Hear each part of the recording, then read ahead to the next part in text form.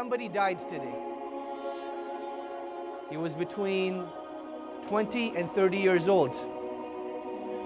He was a member of the Muslim community. He used to wear okay clothes. He used to smell pretty nice. And that is all we know. My brothers and sisters, this is an example of a death of the average person in the Muslim community. All we know about them is what we saw about them in terms of their appearances, the type of clothes that they wore. Perhaps we knew their name. Perhaps we may even have known their age. But in reality, we don't know too much more about them.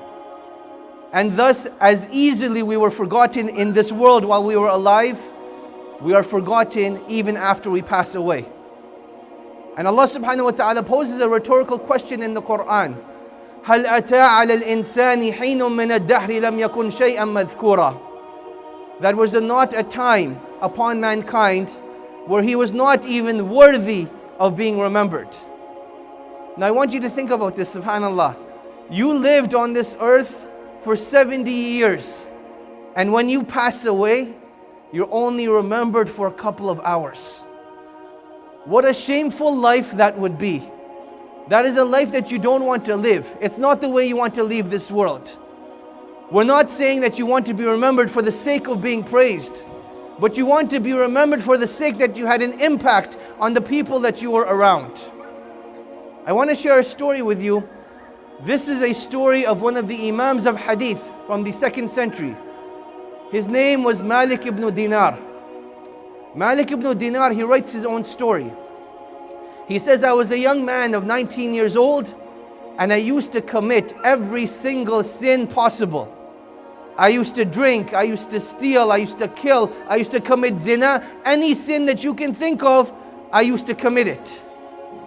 And one day, while I was walking on the streets, I came across a beautiful young girl, no older than 5 years old. When I saw her, something happened to my heart. Something told me that it was time to change my ways. So I went home and I prayed. I said, Oh Allah, what is this feeling? What is happening to me? So I decided that at that time I would start to change my ways. I decided to get married. Lo and behold, 9 months later, Allah subhanahu wa ta'ala grants me a beautiful young girl named Fatima. Fatima became the coolness of my eyes and the warmth of my heart. I used to love her, I used to play with her, I used to take care of her. And one day, while I was sitting on the chair, I was about to take a drink of alcohol. She came and sat in my lap like she used to do, and she started to play with my beard. And as I was about to take a sip, she hit my hand and the glass went flying away. I thought to myself at that time, had it been anyone other than Fatima, I would have struck their neck. But Allah had placed so much love and mercy in my heart for her that I couldn't do anything except for embrace her and kiss her. And that was the day that I stopped drinking. Time goes on. I'm becoming a better individual. I'm changing my ways. And along this journey, Fatima is becoming more beloved and more dear to me. Fatima now turns 5 years old. She reminds me of that beautiful young girl that I saw on that street that helped me change my ways. But at that time, Allah subhanahu wa ta'ala tried me with a trial so great, it was as if no one on the planet had been tried with such a trial before. Allah subhanahu wa ta'ala took Fatima away from me. She died. I went into depression, I became sad. I didn't know what to do. So I started to drink again in hopes that the pain would go away. I used to drink, and I used to drink, and I used to drink. And the nighttime I would drink so that I could pass out during the day. And during the day I would drink so that I could pass out during the night. And one day when I passed out during the day, Allah subhanahu wa ta'ala showed me a vision. The day of judgment had begun. And as I arose, other people arose as well. And there was chaos everywhere. People were running, yet I had no idea what they were running to or what they were running from.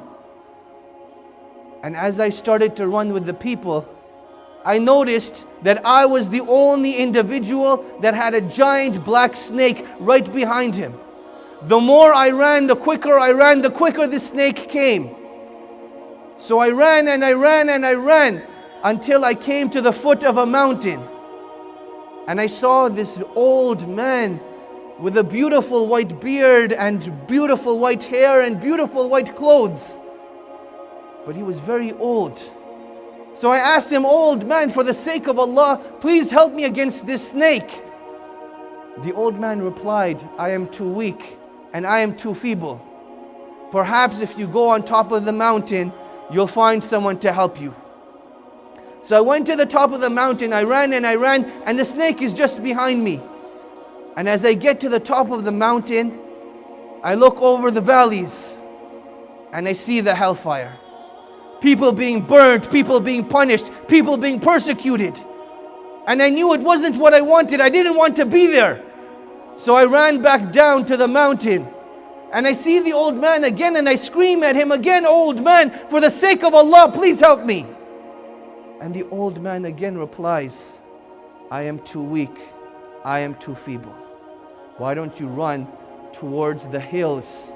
Perhaps you will find someone to help you." So I started running again. I run towards this greenery that I know it doesn't belong there. And as I'm getting closer, I'm starting to hear the playing of children, but I can't make out what they're saying. And as I get closer, I start to make out the words. The children are saying, "Oh Fatima, go and help your father. Oh Fatima, go and help your father." I think to myself, could it be Fatima, my own beloved daughter, the one that had passed away? And as I get closer, the silhouette of her shape starts to become more clear. And I can make out that it is actually Fatima. And her arms are wide open, waiting for me to come and embrace her. And I get closer, and Fatima takes me in.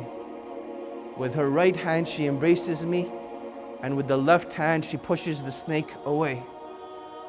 At that time, I couldn't make sense of what was going on. Where had I come? What was happening? So I asked her, "Oh Fatima, what is happening? What is this place?"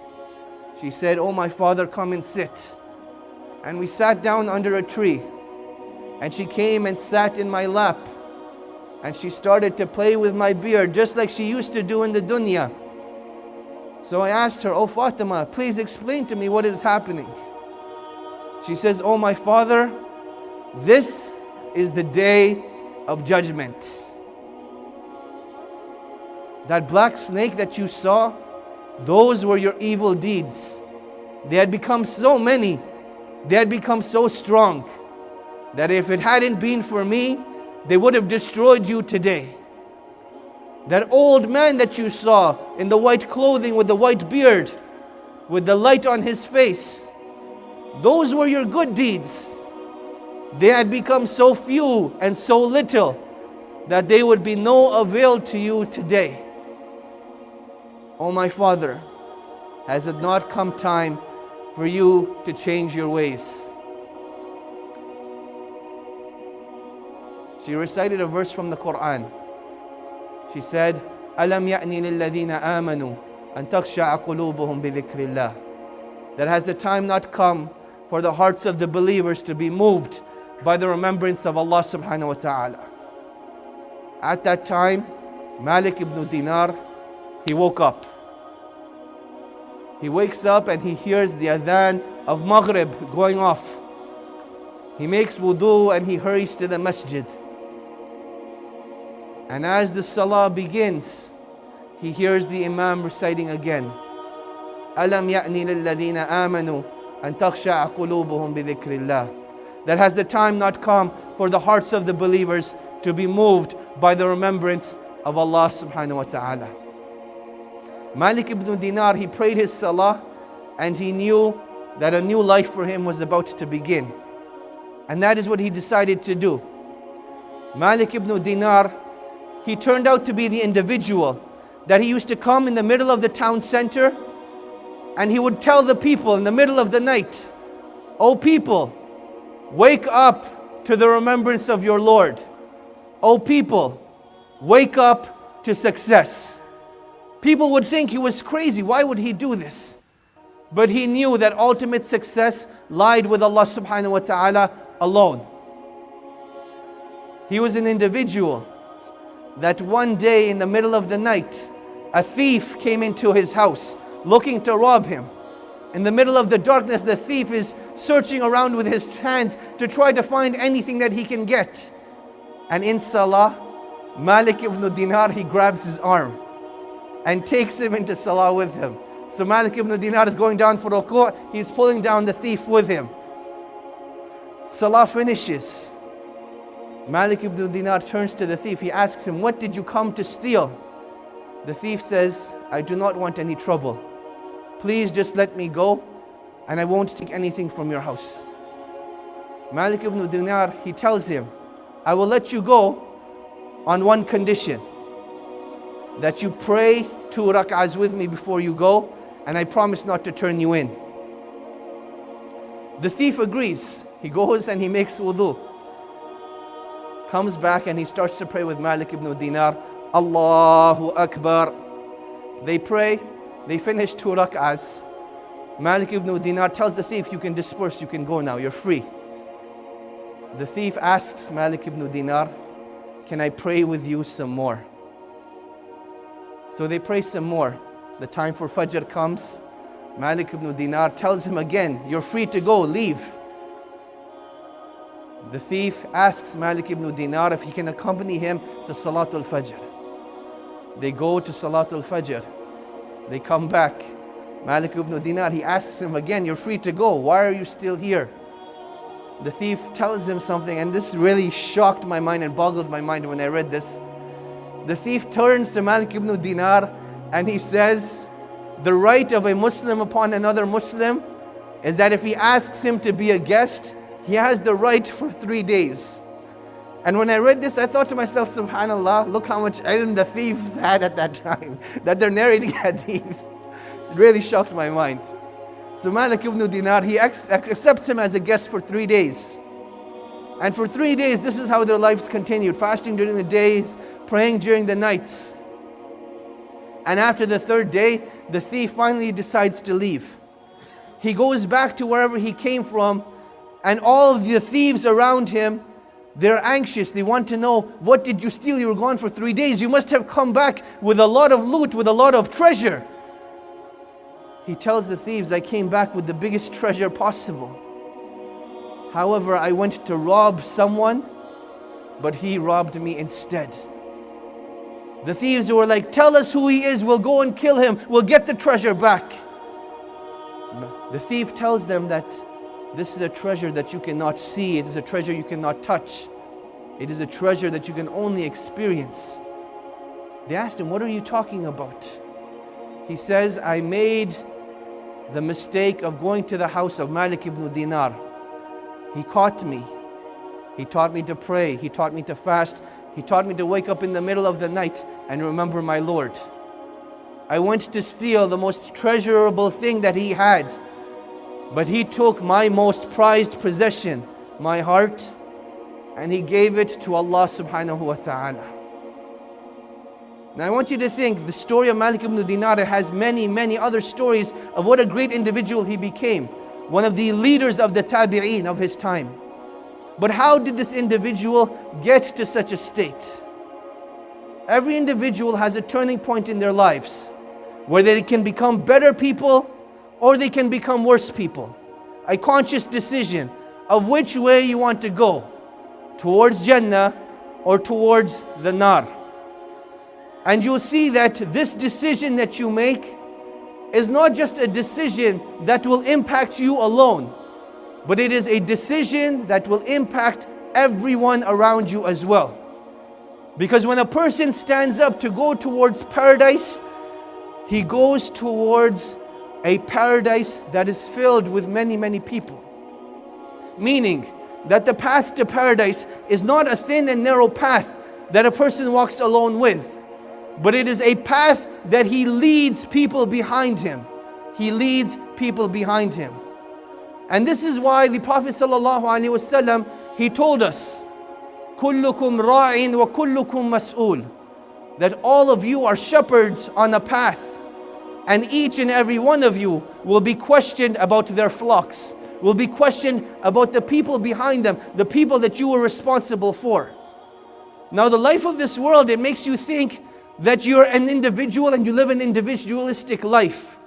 But Allah subhanahu wa ta'ala did not create our religion like this. He created our religion in such a way that we're meant to enjoy the good. Whatever good people are doing, we join them in it. And we forbid the evil. If we see people doing any form of evil or munkar, we stop them from it. And thus, flocks of people will either go towards paradise, or flocks of people will either go towards the hellfire. Now I want to suggest 5 things for each and every one individual in this room, starting with myself, of how we pave the road to paradise. How do we leave stories behind, the likes of Malik ibn Dinar? It starts off with a simple question. How do you want to be remembered after you die? If you look into the seerah, one of the most beautiful stories that we see is a story of a man who never met the Prophet ﷺ. It is the story of a man who was born a Christian. It was the story of a man who the only real recognizable thing that he did in his life was that he was just.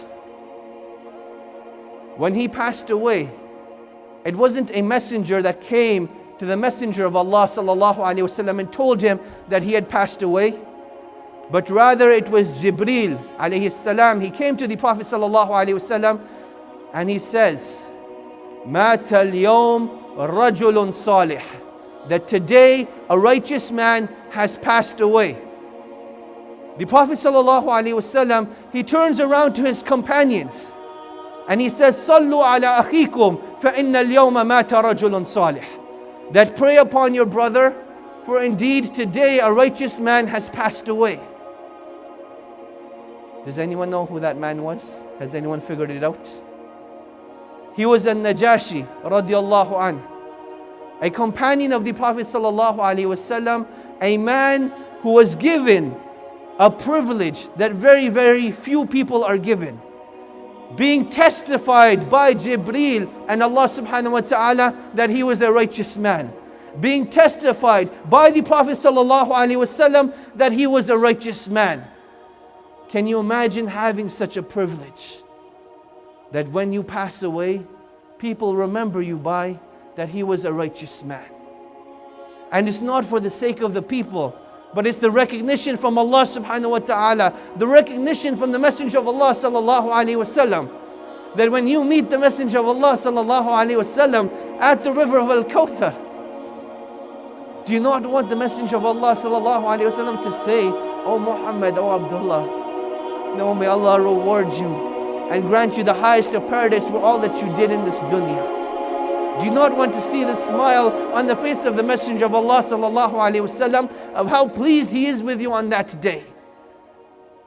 Something you want to strive for and long for.